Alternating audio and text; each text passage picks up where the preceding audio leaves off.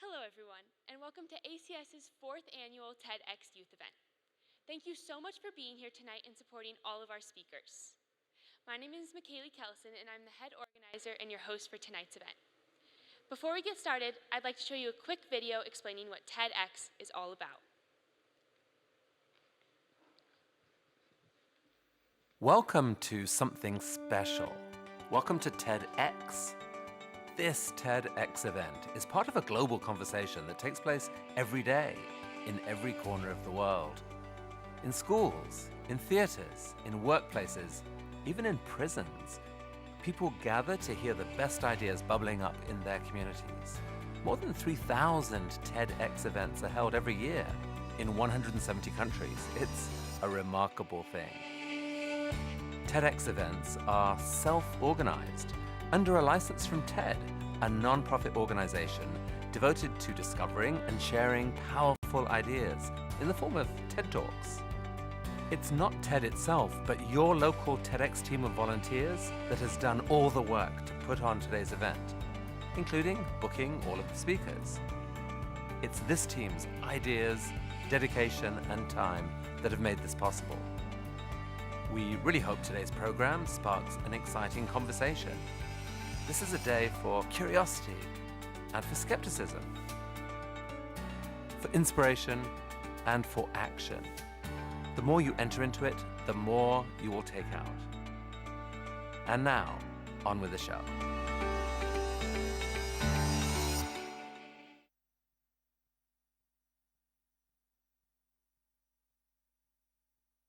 Now that that's done, I'd like you to take a second and all stand up.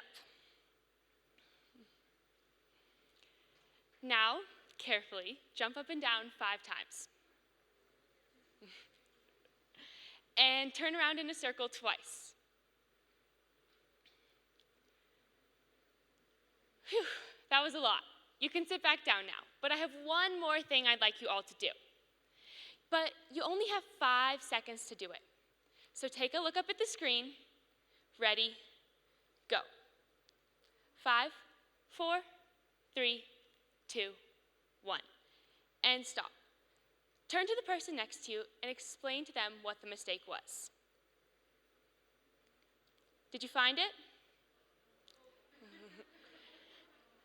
Tonight's speakers will not only challenge your thoughts and beliefs, but also engage you mentally, physically, and maybe even emotionally. Throughout all of our talks tonight, you will hear a constant theme: 2020 vision. Some of our speakers will be talking about what they'd like to see happen this year. In other words, what their ideal 2020 would include. While other speakers are taking the theme more literally and giving you insight on a new topic that will help you see it from a new perspective, or more clearly, just like 2020 vision. I know you're all very anxious to hear what our speakers have to say, but first we're going to watch 2 TED Talks. I hope you enjoyed them just as much as I do.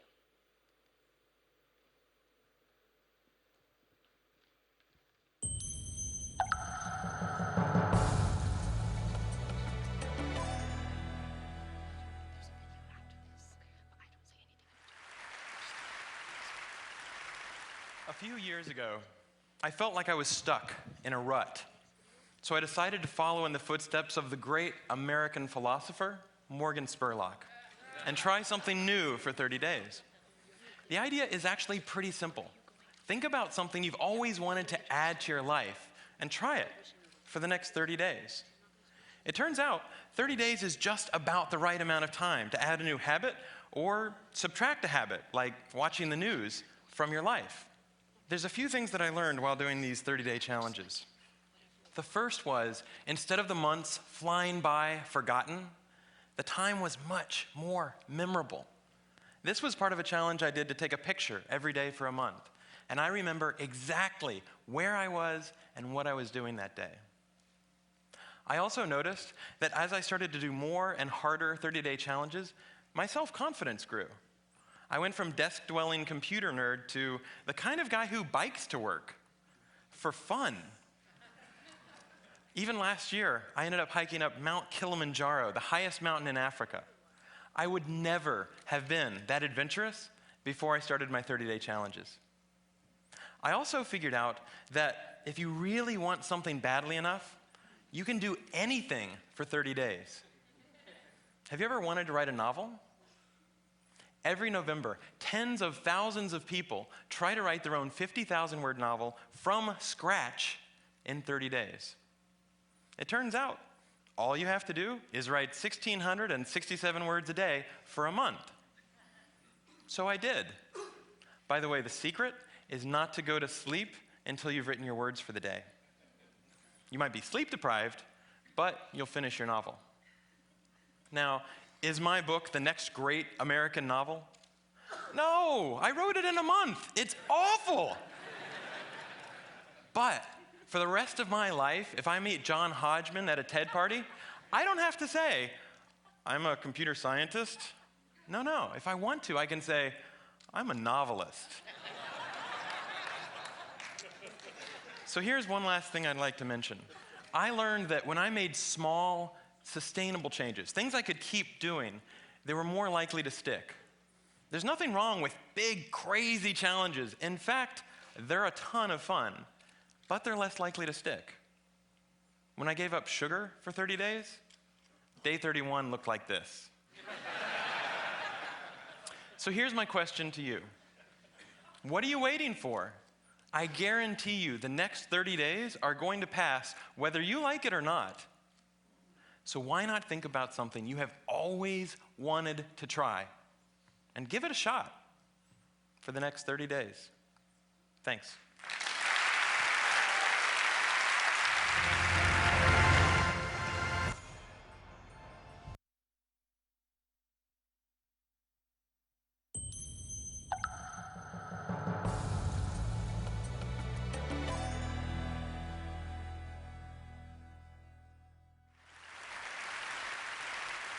This is really a 2-hour presentation I give to high school students, cut down to 3 minutes. And it all started one day on a plane on my way to TED, 7 years ago. And in the seat next to me was a high school student, a teenager, and she came from a really poor family. And she wanted to make something of her life. And she asked me a simple little question. She said, "What leads to success?" And I felt really badly because I couldn't give her a good answer. So I get off the plane and I come to TED.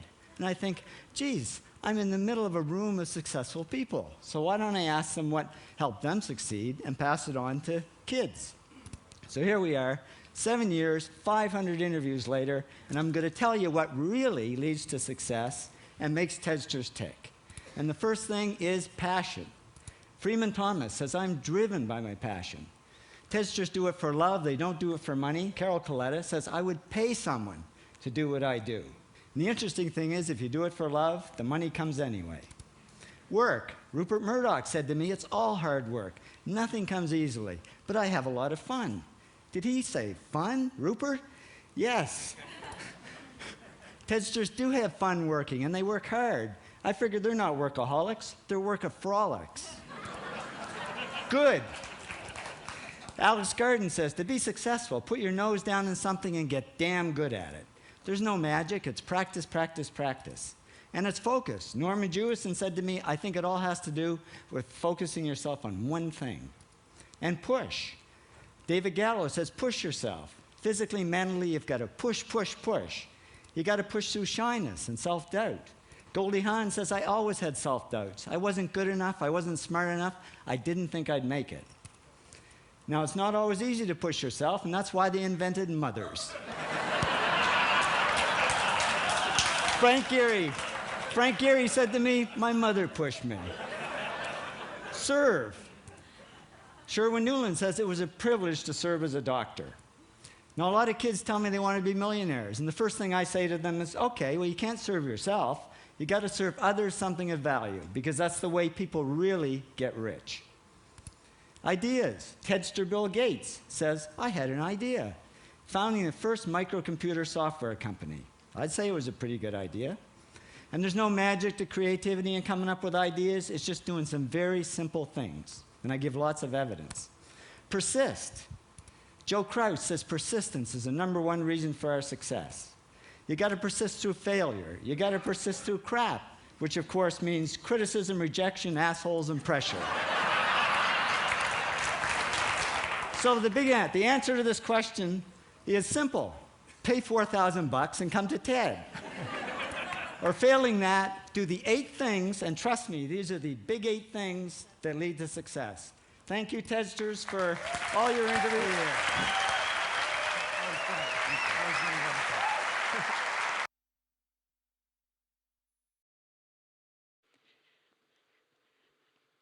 Okay, and with that, let's get on to our first talk of the evening. Have you ever had trouble remembering something? Dalal, an aspiring architect, is going to be telling us about a new memory-enhancing technique. Please welcome her to the stage with her speech titled, The Architecture of Memory.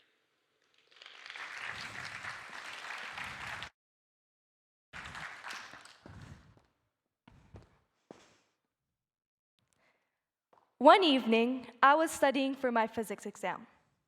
Before I started studying, I found myself in a dilemma. Where should I start?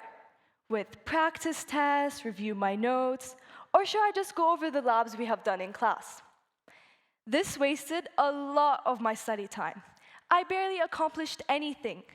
Soon, it was almost midnight, and I was still contemplating the most effective and time-saving studying strategy. Everyone has a different way of remembering things. Some people go by the old-fashioned way and memorize every single word in the book. Others highlight the most important pieces of information. Now, I will show you a picture of something that will probably bring back a very fond memory. Take a look at this picture of Petra. What is your memory of this place? Do you notice that your memories are not only related to people, events, and certain acts, but also relate to a certain place, maybe even a hallway, room, or piece of furniture? The structure and design of the architectural works and buildings are an entrance to our memories, most of them almost forgotten. Many recollections, especially from youth, are connected and identified with the houses and spaces we grew up in. We recall fragments of the space, lighting, furniture, and smells because even though our eyes overlook them, every other sense remembers them. Take a moment to recall your favorite memory. What do you recall about this memory? It's not a single image, is it? Obviously not. No memory exists all by itself. When a memory is created, the brain either deeply or shallowly processes it. In other words, you are more likely to remember it or forget it very quickly. To retrieve that memory, you would have to match the event with one already in your memory or match it with an external cue. Reconstructing the memory, you remember the smells, the colors, the surroundings, and the way it all made you feel, like the effect of an inspirational museum or a touching memorial. The architectural moments lead visitors on a journey through their senses. The architect considers certain material properties, lighting displays, and even spatial arrangements that are likely to serve as memory triggers for the occupants. For example, they would purposely make the hallways in school one-way and easy to navigate so students can remember the different ways to their classes. Today, I'm here to introduce a strategy that you can use to help you quickly remember information using the space around you. We all know the famous classical detective stories of Sherlock Holmes. In the BBC series Sherlock, the great detective repeatedly used a technique called the loci technique, or as formerly known as the magic palace, a memory enhancement technique which uses visualizations with the use of spatial memory to help you quickly remember information. My loci, which means a place in Latin, is my own house, which I know very well. In my mind, I visualize myself going to the house, and I place each memory in a different room.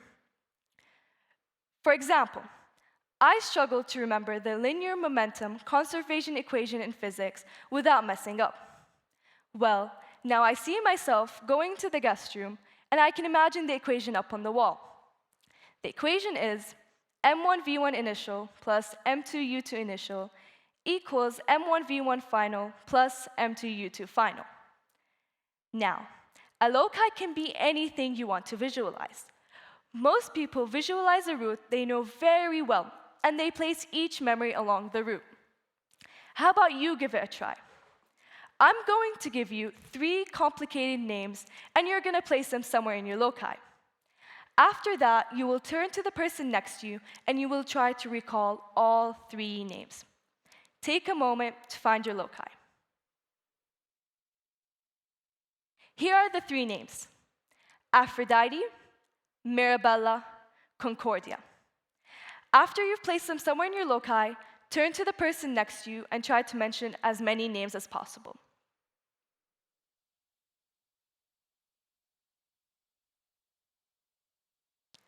How many people were able to mention 1 name?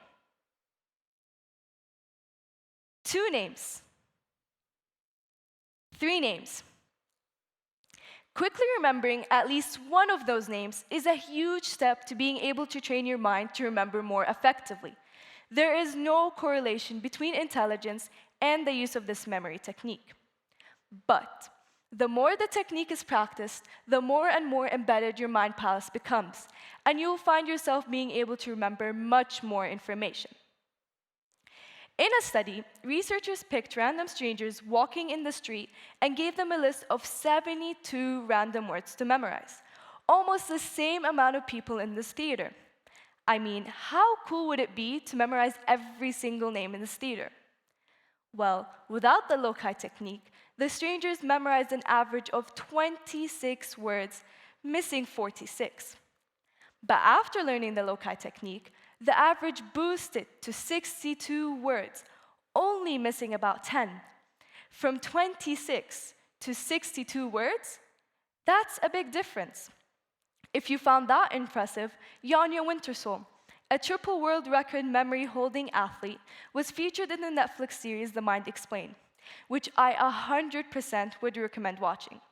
Use the loci technique to memorize 500 random numbers in 10 minutes by imagining that she is walking down the street and the numbers from her memory test are placed along the path. Architecture has played a huge role in the past and is now playing a bigger role as we are beginning the year 2020. Memory is a powerful tool. You build onto it. Many of us would say we are visual learners. So in order for us to develop and advance, it is important to make the most of our visual memory. Many of us used to see the structure around us as a representation of power or culture. Architecture has an effect on an individual level. Occupants remember the sense, meaning, and an emotion that an environment helped provide. The built structure engages humans, influencing both their perception and decision-making abilities. By the end of 2020, we would have had changed, advanced, and become more convenient through our memories. The next time you struggle to remember something, find your loci. Thank you.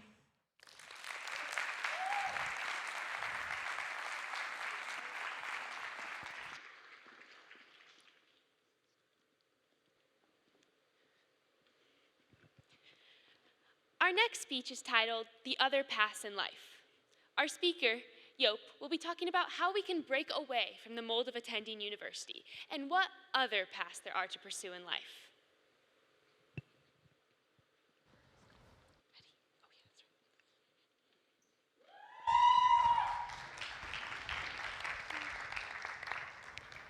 Imagine you're at your dinner table having that conversation. Imagine you're at the dinner table having the conversation with your family that never seems to end about university. You know, the one where your mom tells you for the 100th time that university is your only option. So when I heard the theme for TEDx was 2020 vision, I started to think about my future. I realized I didn't know much about my future other than my plans to go to university. This got me thinking about university, not only about how my family expected me to continue studying after I graduate, but how school and society has made it something I feel obligated to do. A few weeks ago, I asked my mom if she expected me to continue studying after graduating. Without thinking about this question for even a second, she replied yes. But it isn't just my parents who expect me to continue studying after I graduate. My extended family does also. Last April, I was in the Netherlands. My cousins and I were talking about studying because some of them are getting ready to graduate high school. My cousin then made a comment about how we'd soon all be in university. This has happened multiple times before, but this time stood out to me because I had realized that there were other paths. This pressure doesn't just come from my friends and family. I also feel pressure from school and society. As ACS begins to show us the different paths we can take in our life, most of them are based on going to university. ACS hosts college fairs where they have colleges come in from different cities, states, and countries. While this allows us to expand our knowledge on the application process and the future that is expected from us, it also makes me feel obligated to apply to some of these universities. Another instance happened while filling out the personal information sheet for the PSATs. There was one question that the 10th and 11th grade had to fill in. The question went along the lines of, are you planning on enrolling into college? After we were told a question, we were told what we should answer. If you're in 10th grade, fill in the bubble for 2022, and if you're in 11th grade, fill in the bubble for 2021. That was the only option that we were allowed to choose. While this is something expected from school, it's also expected from society. Society has formed going to university into a social norm.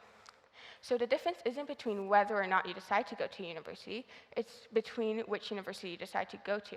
You have to make sure it's a well-known and well-trusted university, such as an Ivy League school in the US. So this leads to pressure of choosing a major. So if you want to go to university, but you don't know what you want to study, take a gap year. Don't rush into anything. Remember that there are always other options. So what other options are there?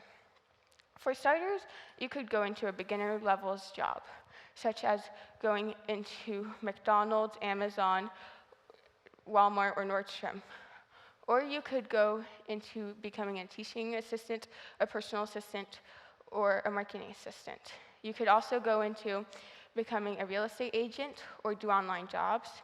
You could expand on your hobbies and do something more creative, such as becoming an actor, a singer, an artist, or an author. Lastly, you could enroll into the military, take a gap year, volunteer, take an internship, start your own business. There's so many other options for you to choose from that you don't even have to think about going to university. ACS can help students who might not want to continue pursuing their life as university by showing us that the other options there are. They could let us look into taking a gap year or talk to opportunities for internships. They could have people come in and do presentations about the different options that there are. Or they could just bring to light that there are other options. I'm not talking about this to say that university isn't the right choice, because that would differ for each person.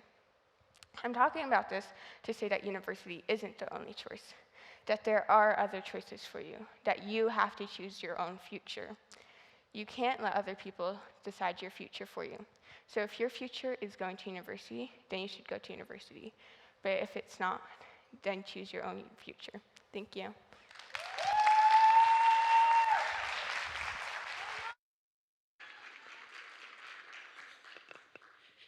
Next up, we have Nadine, who's going to be talking about how we, as a society, can empower refugees through technology. Please welcome her to the stage with her speech titled, Empowering Refugees Through Technology.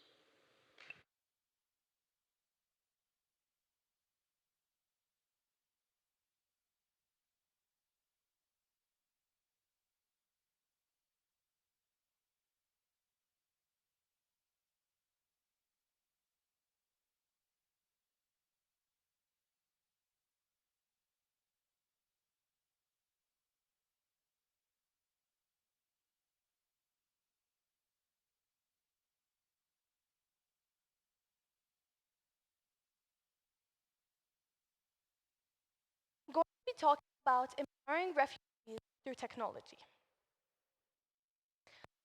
So, emphasizing the large amount of refugees that we host in London. The graph from UNHCR shows just how many Syrian refugees we are hosting.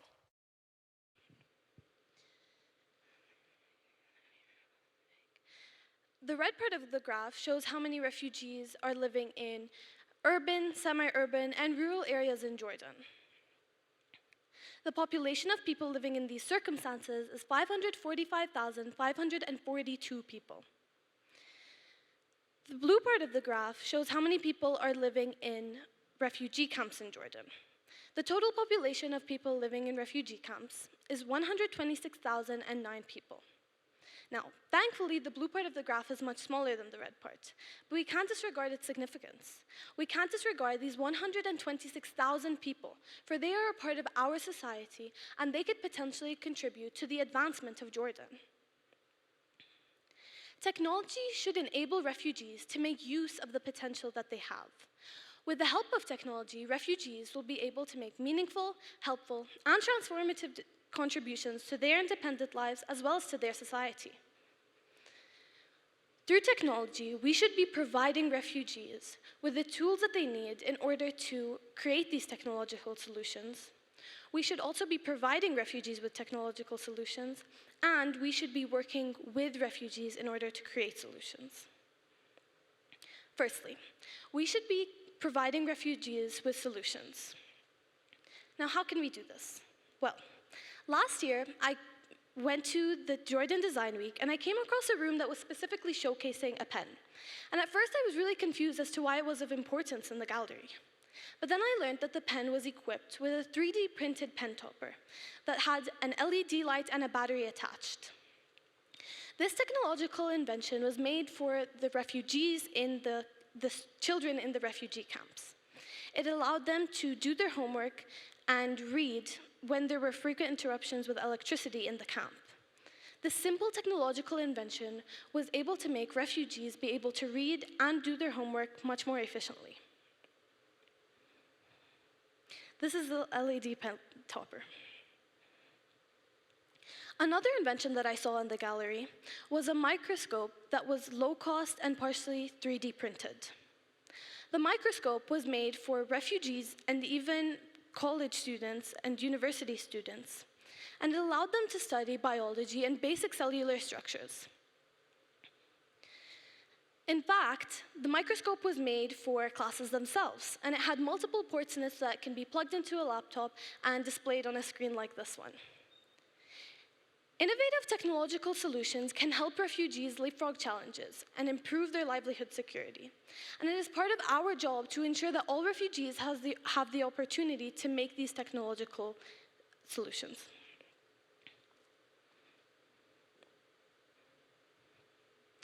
Secondly, we should be equipping refugees with the tools that they need in order to create these technological lifesavers. For example, in Lebanon, there are over 350,000 Syrian refugees that don't have enough access to safe and nutritious food. So, the World Food Programme decided that they would create a new solution for refugees to help them get food faster and more efficiently. So, they created an e-voucher system where basically refugees would walk into specific stores and use their card in order to buy the groceries that they needed. However, it turned out that refugees were having to make really tough decisions between what they had to buy. For example, a mother and father would walk into a store and they would buy diapers over bread because they needed that for their baby. Later on, the refugees actually came up with a new solution using the e-vouchers. In fact, this solution was adopted by the WFP, and they used it, and it worked on a low-budget system, and it worked with the refugees better. We should be including refugees in the design process of these new technologies, for they are better at addressing their own needs. Future innovations should be rooted in the daily lives of refugee communities. Finally, we should be working with refugees in order to create these technologies. For example, a university professor at UCA decided that she would create a course in the university that specifically tackled the problems that refugees were facing. She decided to take her students to refugee camps and have them learn about what the refugees' main problems were. She said, you have to be there to build empathy, to be able to be in their shoes for a week or 2 weeks. In fact, 2 students from the course found out that one of the main problems in the refugee camps was a lack of hygiene in the camps. So, they sat with refugees and they came up with a new solution for how the refugees would be able to shower more. They came up with a portable, similar to a porta potty shower, that where the water that was being used would also be filtered out, and it could be filtered and then used again in other ways in the refugee camps.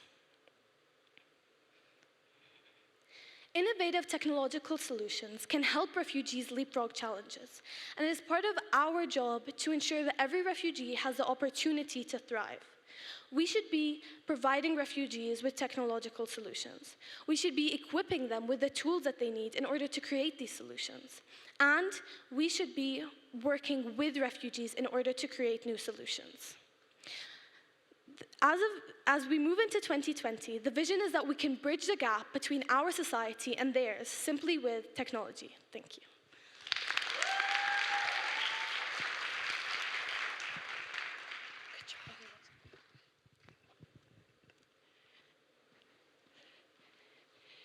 Internalized racism and misogyny are internalized forms of oppression that affect so many people. They maybe even be impacting you. Our next speaker is going to be telling you a little bit more about them. Please welcome Daniel to the stage.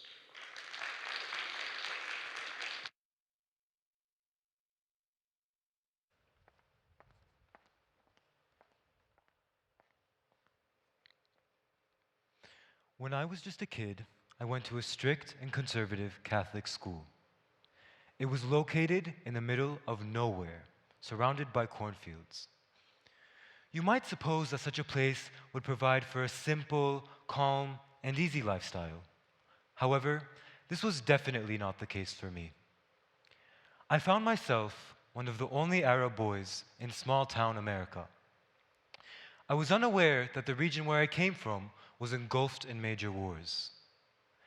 I couldn't understand why people were so angry at Arabs, but more specifically, at me. Every day, it was something new. People wanted to know why I was Arab, why I was in America, and why my people were causing wars. Because of this anti-Arab rhetoric, it made me want to hide my true origin. I wanted to be just like everybody else, so I would always refer to myself as an American. This internalized racism existed without me even realizing it. When I returned to Jordan at 9 years old, sadly, I felt a tremendous resentment towards my own culture.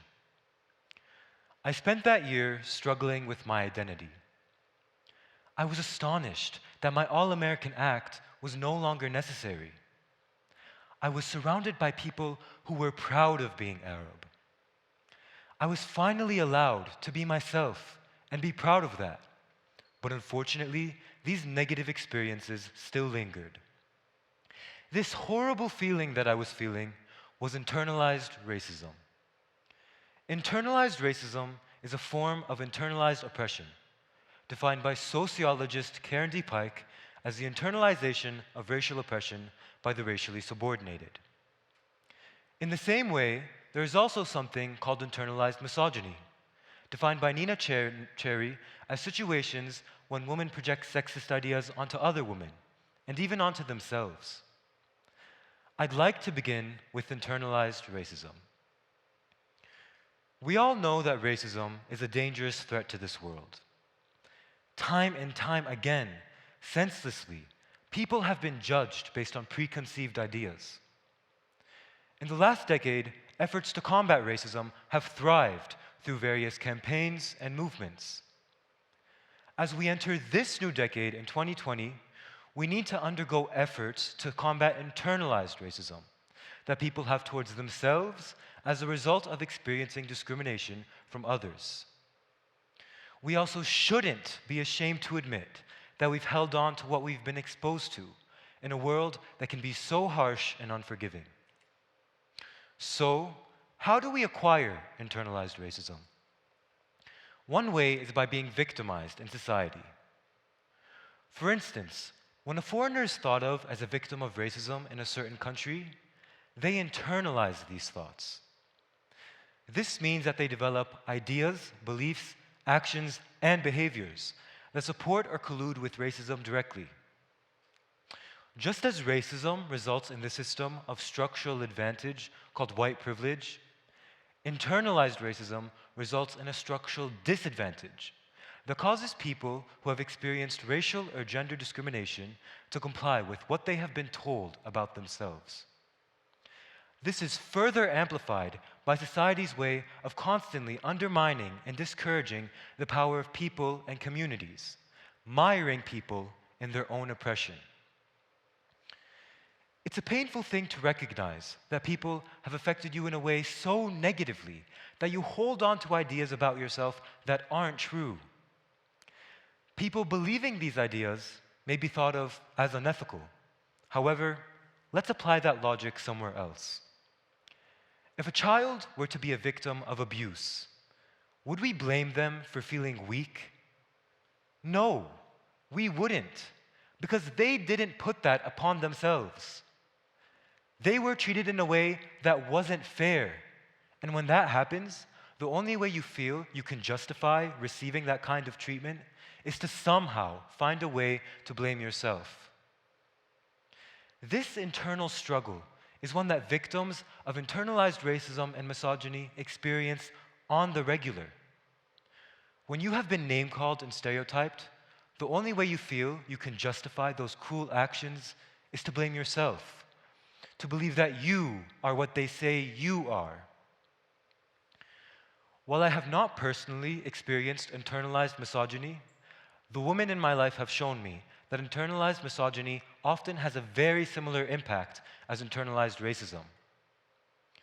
The best way to look at this is to look at our own community, the American Community School. When my sister was a senior at this school in 2014, she was called into an assembly where boys and girls were separated. They were all gathered into a room only to be told that wearing tight jeans was distracting to the boys. My sister told me that at the time, because of the authority position that these people had, she stayed quiet. It wasn't until years later when she realized this for what it really was: internalized misogyny. Why were the girls responsible for making sure that the boys in our school behaved appropriately? Why weren't the boys lectured on how to respect women, regardless of what they wore? Why did these intelligent women believe this was appropriate? Internalized misogyny. This was something that was acquired over years. Years of being taught that a woman's role in our Arab society is a caretaker, to be elegant, soft-spoken, and modest. When somebody has experienced racial or gender discrimination, they can defend themselves proudly. But that doesn't mean that the things that people say don't stay with them.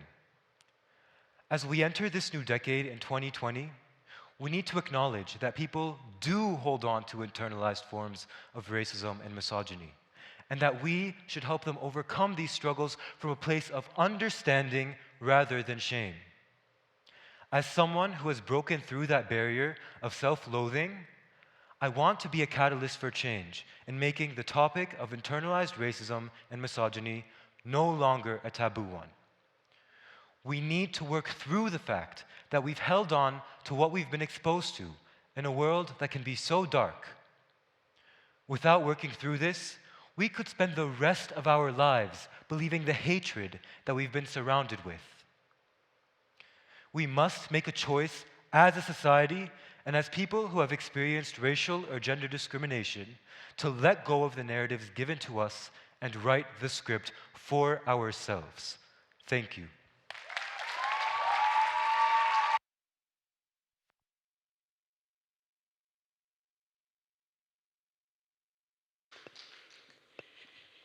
Next up, we have Dre, with his speech titled, "The Art of Being a Monopoly Deal Savant."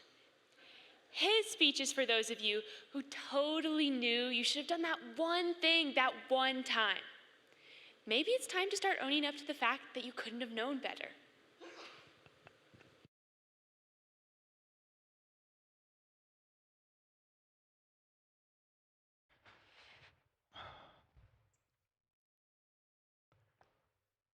I have the unfortunate pleasure of watching my favorite football team, Arsenal, week in and week out. Yeah, the team might be going through a rough patch right now, but so are the fans. And these football pundits, as they like to call themselves, rip into the team game after game. However, these pundits have something that the players don't have: the benefit of hindsight. It is the ability to judge an event after it has already occurred, otherwise known as the "I totally knew it, but waited until it after it happened to say it" theory. Who knew taking AP psychology would come in handy someday, huh? Hindsight bias allows these analysts to rip into the team. But hey, you can't argue with a pundit, can you? Being subjected to this bias is a daily phenomenon at my house. We play this card game called Monopoly Deal, which is basically a simplified version of the classic Monopoly game. The objective is to create 3 full property sets of the same color. Pretty simple, right? I like to think of myself as a pretty calm kid, but this game is what sends me over the edge just a little bit. I find myself thinking 5, 6 moves ahead of where I actually am, which leads to my eventual downfall as I cry over my 8th consecutive loss. As I sit there, contemplating my life decisions which have led me to that moment, I can only think back at all the moves that I could have made. I should have stolen that red property from my dad when I had the chance, or asked my mom for that $4 million in rent. It's a classic example of hindsight bias. But how did I end up in that situation? I just wanted the comfort of knowing that I could have won the game, that I'm smart enough to have won, and that I'm smart enough to have figured out exactly why I lost. Since I predicted a win for myself, losing triggered a part of me that looked back and said, well, duh, you obviously lost because of the move you did or didn't make. You just picked the wrong option. But I can only say that so confidently because I have the benefit of hindsight. Once the game ended and I knew all of my opponent's cards, it was easy for me to put 2 and 2 together. During the game, however, the information was vastly different. I could only base the outcome off of 2 elements: my own cards and the cards laid out in front of everyone else. So I guess what I'm trying to say here is it really worthwhile to try to figure out what you could or should have done in this 15-minute game, especially when the information you have during and after is so different? Let's look at this game of Monopoly from a different perspective. Why did I think I could just casually win this game in just 5 to 6 moves, aka 5 to 6 whole other rounds with 3 other players? Who did I think I was? This dilemma of making such unrealistic, yet seemingly realistic predictions at the time has been coined as forecast illusion by author Rolf Dobelli. Each chapter in this book deals with a different bias or fallacy and how to avoid falling in their trap. The chapter on forecast illusion talks about the dangers of making predictions about phenomena that really aren't predictable. Every other day, we witness a group of economists coining a new country as the future superpower of the world, or scientists at an Ivy League school predicting the inventions of the future. But there are arguably thousands of factors that go into making such claims. Is it even humanly possible to make such specific predictions without a supernatural force at play? The issue with these people making these predictions is that there are no repercussions to their actions. If proven right, they bask in all the glory. But if proven wrong, I mean, they were just predictions anyway. We can't always be right, right? This leniency and lack of liability mean powerful people can predict literally anything without having to face the music. I, on the other hand, know a thing or two about facing the music, and I'm currently on my longest Monopoly Deal losing streak. So the next time you want to cry over the game you lose, just think about the claims that I make. If I make a claim, be sure to take it with a grain of salt. Now, all this talk about the past and the future begs me to ask one question. What about the present? Let's put it in the way we'll all understand. Our good friend Tom here is entering his senior year of high school. Of course, he's stressing out about getting into a good college. His dream school is the University of Michigan. He's doing some in-depth analysis of his past academic records to gauge an idea as to what he'll need to guarantee admission. There are 2 possible outcomes that can occur here. 1, he's able to balance his academics and his college application in order to get in, Or 2, he stresses too much about the process, thus not focusing on his academics, which jeopardizes his odds of getting in. Because Tom got so carried away with his past performances and future prospects, he forgot about his current priorities. Did he get into UMich? Who knows, but he probably didn't qualify for a scholarship or 2. Now, I know it's easier said than done to avoid falling in the traps of hindsight bias and forecasting, but I mean, what better time to start than this year of clear vision? Can't wait for all those 2020 graduation hashtags. Anyway, living in the now is so important.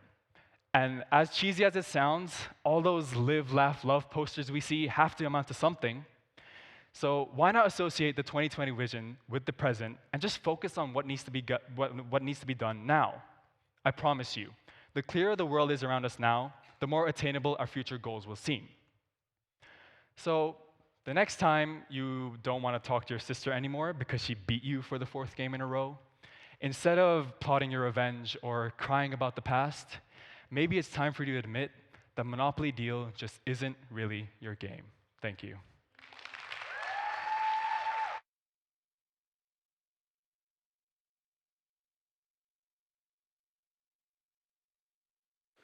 I hope you enjoyed our first 5 fabulous talks of the evening. We're going to take a quick 15-minute intermission in their complimentary food and drinks in the theater foyer. We will see you back here at 7:10. Thank you.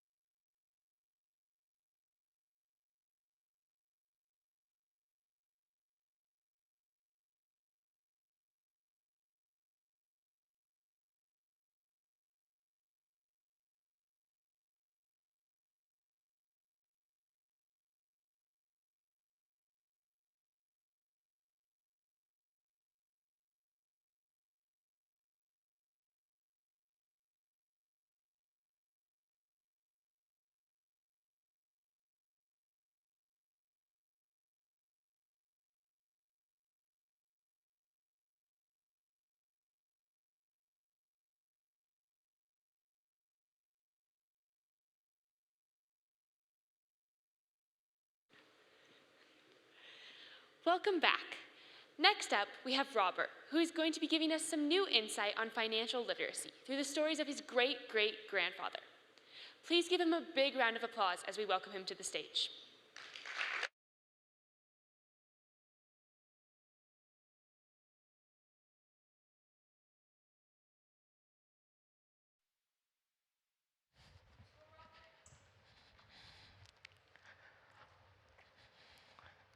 My great grandfather completely understood what needed to be done in the long run to set himself up for financial success.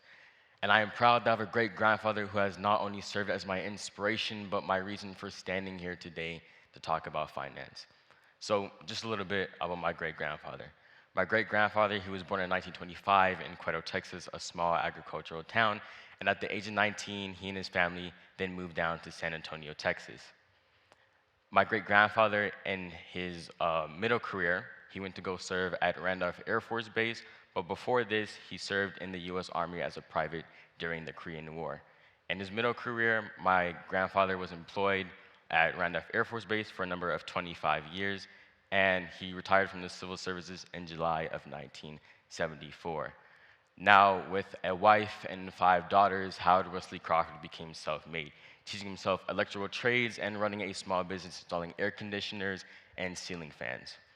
When he passed, my great-grandfather owned 4 houses, no debt, and left an inheritance of more than $70,000 to each of his daughters. Now, it is without a doubt to say that my great-grandfather was the best of the best when it came to finance in his time. However, today he would be considered a failure, and let me explain.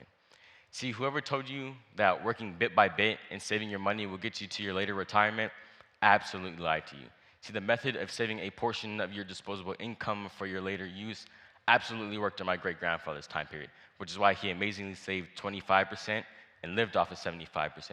However, unfortunately, today we cannot do this because of inflation and specifically because of the continuing separation between the lower, middle, and upper classes. My great-grandfather, who you have seen and that I have mentioned, you can never be like him. And I, his own great-grandson, can never be like him. The rich are getting richer, and the proletarian commoners are absolutely sinking. One major problem that the lower and middle classes have today is that they've plummeted into what we call negative wealth, meaning that the value of their debts exceeds the value of their assets, and they don't have the necessary money to make this up. Now, the way that I understand it is the big question in the room is, how do I gain positive wealth and save for my retirement today in the long run? First, you need to understand that your 2 biggest enemies are bad debt and compound interest. The first steps to gaining positive wealth is not accumulating bad debt. And that seems vaguely obvious, but with 2/3 of Americans having debt today, obviously not. In addition, a basic understanding of compound interest is needed. My great-grandfather was the embodiment of compound interest. His money worked for him, which is a good thing. However, today, compound interest often hurts. So here's an interesting thought, or a nice quote I like to use. A fool and his money are soon parted. The words of Thomas Tusser. And with finance not being taught in schools, and specifically not being taught in ACS, it is no wonder why financial literacy is in short supply. What financial literacy is a set of skills and knowledges that allows an individual to make an informed and effective decision regarding all of the financial resources. 189 million US citizens, 2/3 of the population, are struggling to climb their way out of an average of $16,000 in credit card debt, which would subsequently take them 15 years to pay off. 44 million Americans over the age of 18 have $30,000 in federal student loan debt each. Therefore, my 2020 vision is to educate people on the importance and the benefits of successful financial literacy. I don't want to see the people closest to me end up as victims, and I don't want to see more and more people ending up as statistics. Here's another interesting quote. Albert Einstein once said that compound interest is the 8th wonder of the world. He who understands it earns it, he who doesn't pays it. And it's without a doubt to say that compound interest is a powerful and mighty force of accumulation that will take you to the doorsteps of financial wealth and freedom. However, compound interest can also destroy your life and leave a bottomless abyss of debt, and it's imperative that we look at both sides. And you might be asking, how do we utilize this compound interest that you're talking about? And my simple answer to you is savings accounts. So savings accounts are great ways to accumulate a lot of money for your retirement. What your money does in this savings account, it multiplies and grows at an exponential rate. Exponential rate or an exponential growth is just an extremely fast way to accumulate a large sum of a quantity, and in this case, the quantity we're talking about is money. So regular deposits of money into a savings account will indefinitely give you a large sum of money for your retirement. However, this is also how credit card debt and student loans work. It works on the principles of compound interest as well. The longer it takes you to pay off your debts, the more time that compound interest is working on your debts. You're going to end up paying more in debt than the initial amount that you're willing to take on. In 2019, the average college student had 5 credit cards with an average balance of $1,400. And I mentioned earlier that 2/3 of Americans have an excess amount of debt of $16,000. And even though college students have less debt, it still stands true today that the same damaging effects will still happen to college students if they don't responsibly attend to their debts. 44 million Americans have an average total of $1.5 trillion in student loan debts. If you were to take $1.5 trillion in single dollar bills and stack them on top of each other, it would cover a distance of halfway to the moon. Now we're left to ask, how do we best minimize the accumulation of debt?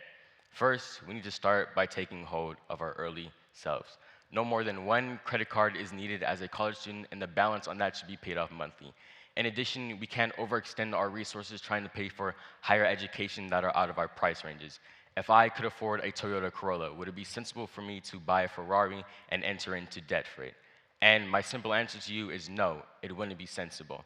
Furthermore, any student loan that is taken out needs to be properly financed, meaning that a plan needs to be set in order to responsibly pay back the loan. However, today we do have good news because 70% of college students do pay off their credit cards in a timely manner. Financial literacy is one of the most severely overlooked literacies. And although we can never use the same financial strategies that my grandfather employed in his time, we must ask ourselves, how do we aspire to be and achieve the same level of financial success that my great-grandfather had with the methods and financial resources available to us today, in our age, in our time, and in the long run? Thank you.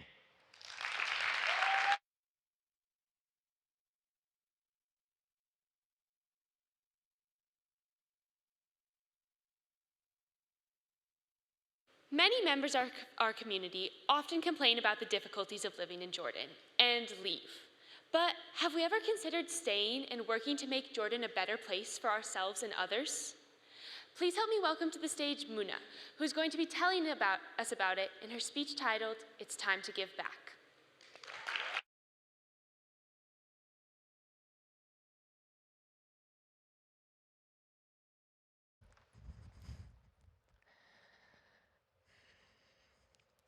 King Hussein I, may his soul rest in peace, once said, "I wish to say to you that the life of an enlightened people and a vibrant nation cannot be measured by the life of an individual. A successful person is one who manages to lay down a new stone, a brick to firm up his nation's existence. Basically, one who only strives for their own personal success will not feel as successful as one who actually strives to better their nation. That is exactly why our generation must use their modern outside knowledge to work here in Jordan, rather than be like a bunch of camels living in the North Pole. 2020 is here and a new decade arose, so it is our duty to spread awareness about the importance of giving back. We must be cognizant of giving back to our country. We can make a difference."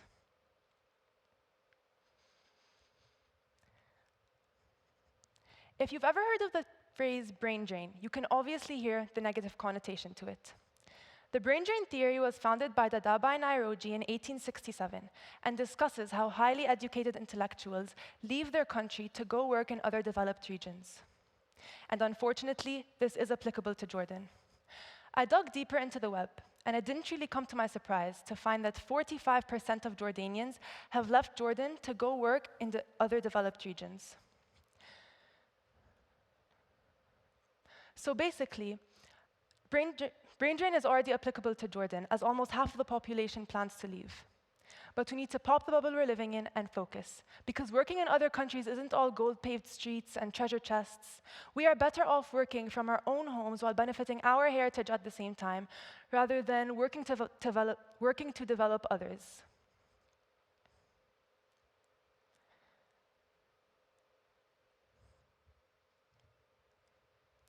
Now, let's address the elephant in the room. Jordan's economy is struggling. But how can we aspire to fix that? An example of a bad economy in Jordan could basically be how us citizens are drowning in taxes and not really getting facilitated for it. But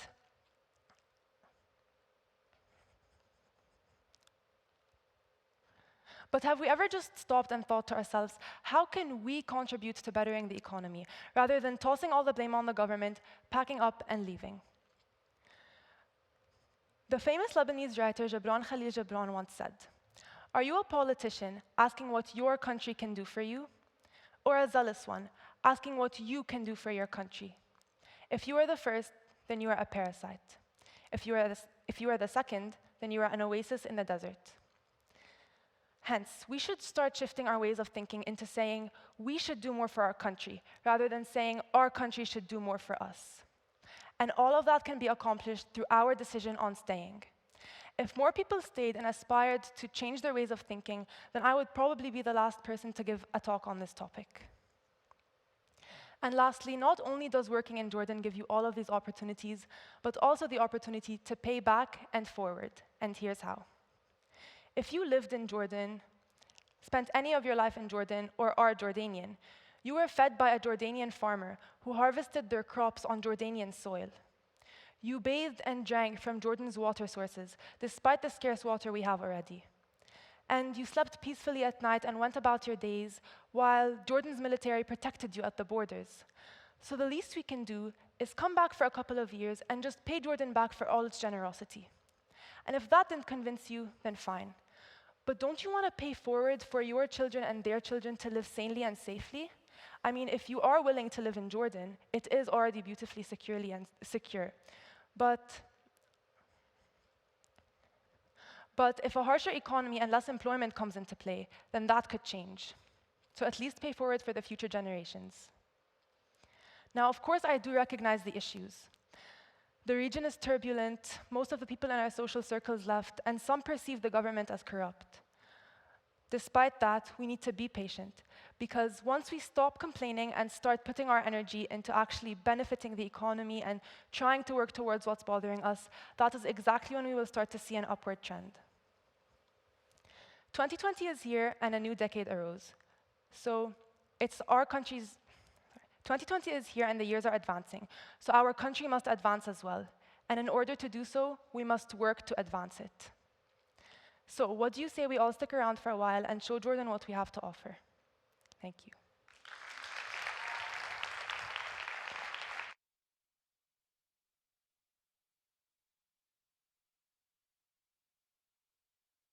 Is going to be talking about CRISPR, a new tool opening doors to a whole different world of genetic engineering and creating significant debate over the morality of the results. Please welcome to the stage Aisha with the CRISPR crisis.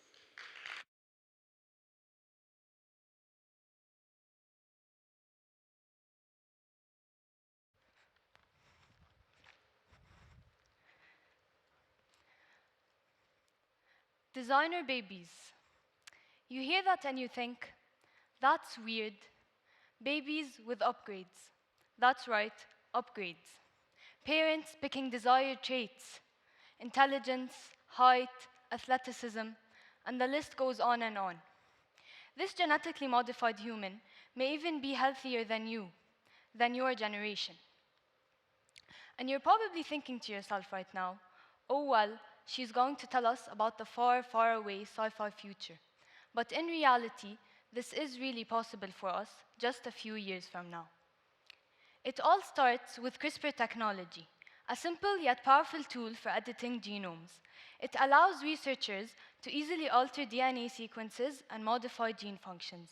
Its many potential applications include correcting genetic defects, treating and preventing disease, and improving crops.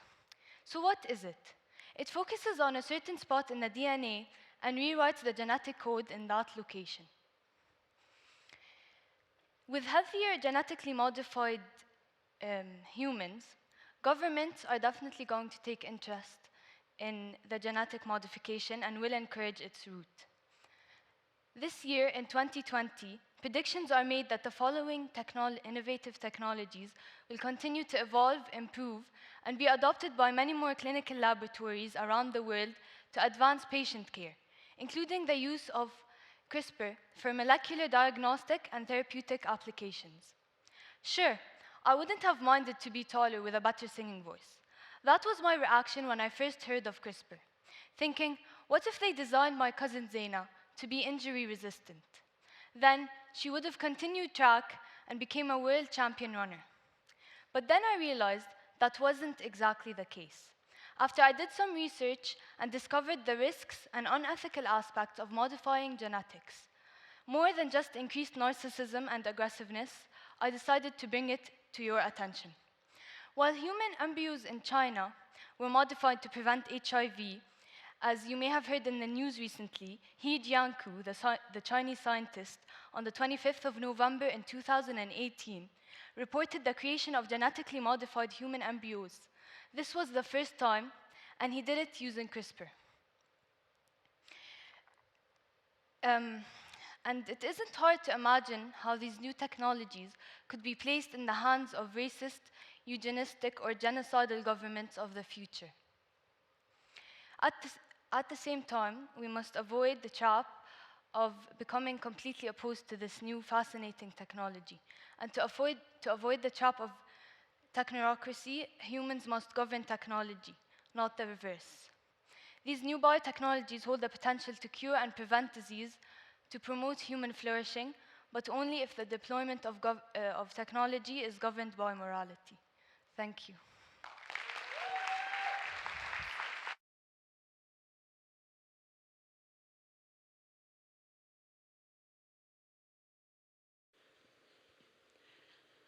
Our next speaker is going to be talking about her personal journey to find confidence and how we can help others build confidence too. Please welcome Jude to the stage with her speech titled, Cracking the Confidence Code.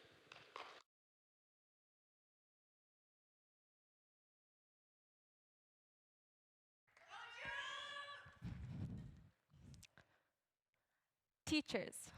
We all know them, and without realizing it, we all have been one. Perhaps you were telling your younger sibling to chew with their mouth closed, or simply advising your friend that it's best they study for their upcoming test. We have all been a teacher in one way or another and have impacted others. But perhaps we have never thought of the effects that this might have. We were all babies once, and were taught to crawl, walk, and speak. These basic elements are with us all our lives. Every day, a child with their curious and developing brain enters their school. They eagerly walk into their classroom as they prepare for an exciting lesson to be taught. The teacher enters with a planned lesson and different methods in order to instruct their students. Anything that might happen will affect the student, whether good or bad. 3 years ago, I was a very shy student. Therefore, I never spoke out and found it difficult to find my place and make friends. I used to hate it when teachers would call on me unexpectedly. And since I didn't often volunteer, teachers would always call on me. I would shyly mumble the answer as I had those horrible butterflies in my stomach. Each time, I had less and less confidence in myself than before. For some students, being put on the spot has definite negative effects, as it may cause them to feel intimidated and result in an avoidance and aversion towards classes. Each day, a child will enter their school, and if they feel intimidated, that's not something that we want. In fact, cold calling has been proven at 97.5% as an unsuccessful method. So no wonder I constantly felt intimidated and hated this process. However, one day my life changed. I never really liked drama class, as I'd be forced to perform in front of the whole class. My palms would get sweaty as my body would shake with stage fright. Yet Mr. S, the drama teacher, had a special way in treating his students. Every day, he would walk into class with a huge smile on his face, spreading all of his positivity to his students. In class, he would ask for 3 volunteers to get up and try an activity. Of course, the most confident students had their hands waving high in the air, as I would shyly hide in the very back. But since Mr. S was different, he never forced anybody to go on stage. While occasionally he would offer, he always respected my decision and gave me alternative ways to expressing myself rather than forcing me out of my comfort zone. This gave me a feeling of acceptance which boosted my confidence. When the class would do smaller activities, I would speak up, even if it were just from the comfort of my desk. Slowly, I became more self-assured to the point where I was running to partake in activities of nervousness and intimidation that I never imagined I could do before. Speaking in front of my class used to be a nightmare, but those feelings finally began to disappear. 75% of the world's population have a great fear of public speaking. This horrible fear may be a result of poor self-image or low self-esteem. But these feelings aren't something that we're naturally born with, yet they're caused by the events that impact our ways of thinking and have an overall huge effect on our lives. Therefore, we must seek ways in order to build our confidence, and teachers can be our gateways due to their huge impacts on us. So one day, Mr. S announces to the class that we'd be putting on a huge production in front of the whole school and our parents. Of course, Mr. S provided alternative options, such as lighting, sound, or stage management for those who clearly didn't want to be up and on stage. Incredibly, I wanted to act. So I intensely practiced for my audition, and on the day of my audition, I performed with confidence. After auditions, I was thrilled to have been given the role that I wanted. Eventually, after numerous rehearsals, the big day finally came. The girl that was once afraid to talk to one person now had to get up in front of her whole school. But Mr. S always had faith in me and never doubted my abilities. So I did it. I got up on stage, and at that moment, I had felt as if I had finally broken free from the shell that I was once trapped in before. So I'd like to say thank you to Mr. S, because without the positive effect that he was able to have on his students, I wouldn't be where I am right now. Till this day, I'm so grateful to have had such an amazing and inspiring teacher like Mr. S. His effect was able to help me through life. I started speaking to others and doing things that I love, which I struggled to do before because I lacked the confidence. Yet ever since I gained the confidence that I was missing, my life had been made easier. It was as if a piece of me that had been missing was finally found. I no longer get nervous or have to mumble what I want to say, and for me, that was overall life-changing. So the first step to take would have to be a step back and notice how big of an effect you have on others. As a society, we need to acknowledge that we may not reflect on the impact that our words or actions have or have had on others. Altogether, teachers' effects on students are very powerful, and which we must navigate in order to properly shape the children of the world. So take a drama class. Thank you.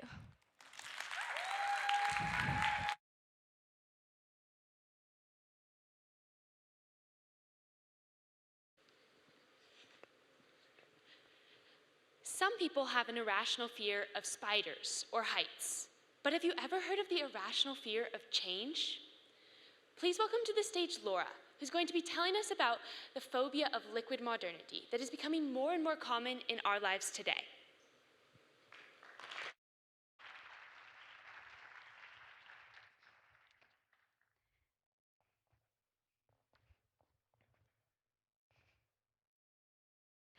Let me paint you a picture.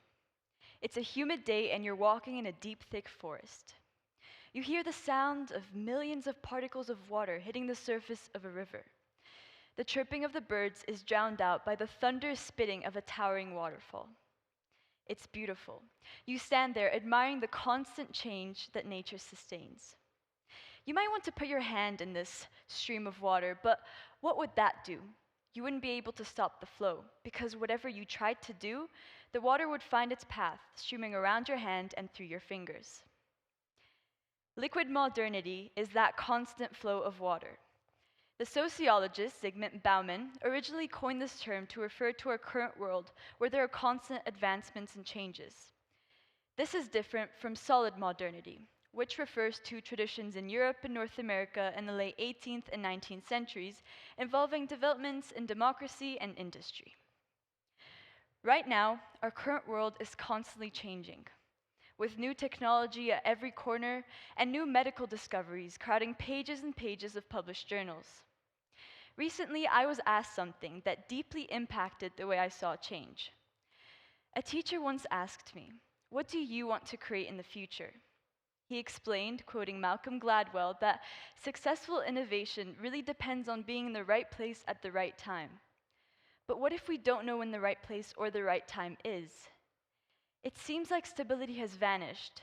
The result of these uncertain changes causes a deep fear for the future. But why are we so afraid? It's tricky to control things when they're in constant motion. Have you ever tried to capture steam in your hands? Let me save you some time. It's completely impossible. The gaseous particles in steam are moving at random, with no pause. Similarly, with liquid modernity, you can watch a stream of events pass by, but diverting their path is hopeless. There can never be a standstill, no pause button. Even if you take a deep breath to try and slow down the minutes in your day, liquid modernity speeds them up. To our brain, the idea of things moving at random, forever and always, is a red blaring alarm. It's registered as an error in our brain and given the fancy name, the error of uncertainty. Neuroscience research, led by Dr. David Rock, suggests that when our brain registers this error, it tries to correct it. Our brain wants to be in complete control and take charge. That's why we're more comfortable knowing the certain negative outcome of a situation than anxiously waiting for the verdict. Let me simplify. The neuroscientist Mark Lewis has a great analogy for this theory. Imagine you're in your car. You slide your keys in and program the location for the important meeting you're about to attend. In one scenario, you get a flat tire and are certain you're going to miss the meeting. In a second scenario, you get stuck in terrible afternoon traffic. According to this theory, you'll experience more stress in the second scenario because you are unable to predict the outcome. Liquid modernity instills fear because we cannot see our future clearly. We lack the 20/20 vision our brain craves. So, what do? We seek to resist any change. But that makes things worse because whatever we resist persists. A study published by the Journal of Experimental Social Psychology outlines this resisting mindset. In the study, two groups of people were shown the same painting. One group was told that the painting was completed in 1905, the other in 2005. The group who was told that the painting was done in 1905 rated the painting much more aesthetically pleasing. Why was the older painting preferred? Well, the idea that the painting had been established for longer gave a sense of comfort to the audience. These results show that embracing change is definitely not our forte, but liquid modernity is a change we have to adapt to, because there's nothing we can do that stops the stream of advancements that are no longer trickling but flooding into our daily lives. So, how can we accept change better? Don't worry, I wasn't going to leave you wondering. We have to take a moment and realize that we can't control everything, especially not uncertainty. We have to acknowledge what is going on in our minds. Maybe that's where we can find a solution to stop resisting uncertainty. This is crucial, especially with the rise of liquid modernity. Of course, this is easier said than done, but it's so important to encourage people to realize that change surrounds us, and there's no time machine to reverse this. Although it may seem as if we're being swept away by the currents of liquid modernity, we do have an alternative, even multiple. Innovate, adapt. The only way to stay afloat in a world of trickling creativity is to become a source, or let it stream through your fingers. Instead of being directed, it's possible to be disruptive or simply present in the moment. This fear that liquid modernity has created can be avoided if we accept uncertainty. Maybe we don't need to see our future with perfect 2020 vision, as long as we're focused on living in the now and accepting change. Thank you.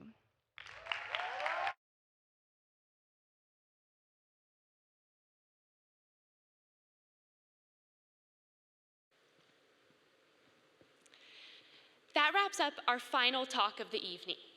I want to give a big thank you to all of our speakers who worked really hard to get here up on the stage tonight. I also want to thank Ms. Crockett, Ms. Jalamde, Ms. Van Dorn, Ms. Abu Shaver, and Rhea, as well as my co-organizers, Bella, Zain, Leanne, Ola, and Tala. Without any of their help, this night wouldn't have been possible. I hope you learned a lot tonight, whether it be about internalized racism and misogyny or liquid modernity.